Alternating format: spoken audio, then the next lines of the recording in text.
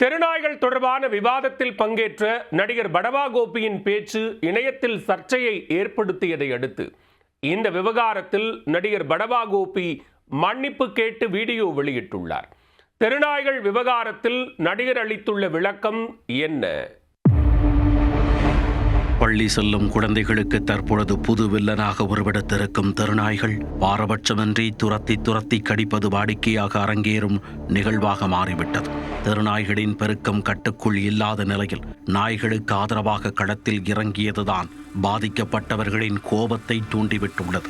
அப்படி ஒரு விவாதத்தில் சிக்கி நெட்டிசன்களின் கண்டனங்களுக்கு ஆளானவர்தான் நடிகர் படவா கோபி.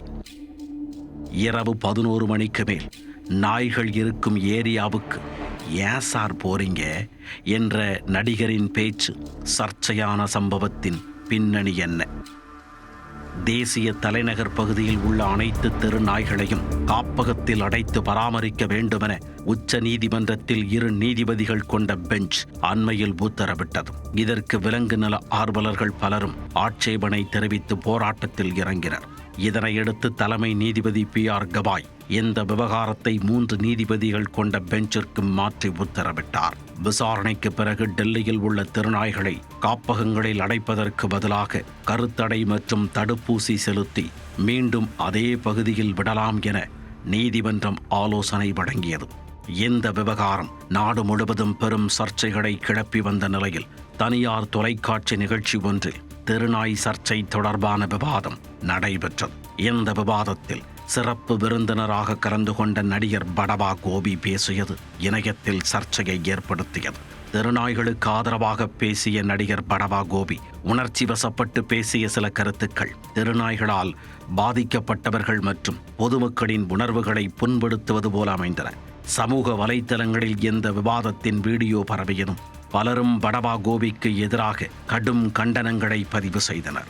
இந்நிலையில் தனது பேச்சுக்கு விளக்கம் அளித்து வீடியோ வெளியிட்ட நடிகர் படவா கோபி அதில் மன்னிப்பு கேட்டுள்ளார். தான் பேசியது தவறாக புரிந்து கொள்ளப்பட்டது என்று குறிப்பிட்ட அவர், பொதுமக்கள் யாரும் என்னை தவறாக நினைத்து விடாதீர்கள்.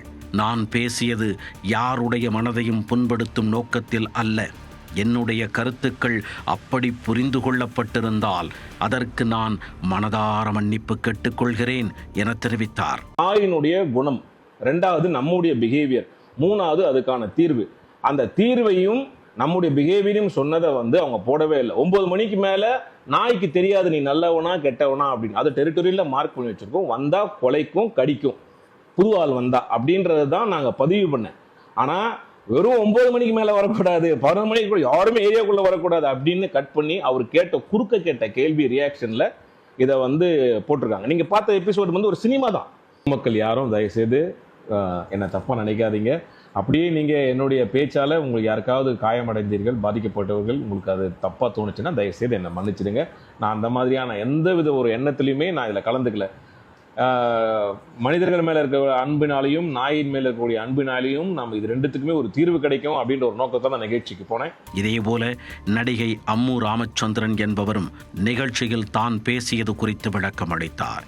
நாய்க்கடியில் இருந்து மக்களை எப்படி காக்க முடியும் என தீர்வு காணவே விவாதத்தில் பங்கேற்றேன் என்றும் சமூக வலைத்தள ட்ரோலுக்கெல்லாம் பயப்பட மாட்டேன் என்றும் நடிகை அம்மு விளக்கம் அளித்துள்ளார். மக்களாகிய நாமளும் அவங்க கிட்ட கடி வாங்காம எந்த அளவுக்கு தோழமையோட இருக்க முடியும், அதுக்கான சொல்யூஷன் என்ன கிடைக்கும் அப்படிங்கிறதுக்காக தான் இந்த ஷோல போய் உட்கார்ந்தமே தவிர மத்தபடி வேற எதுக்குமே கிடையாது.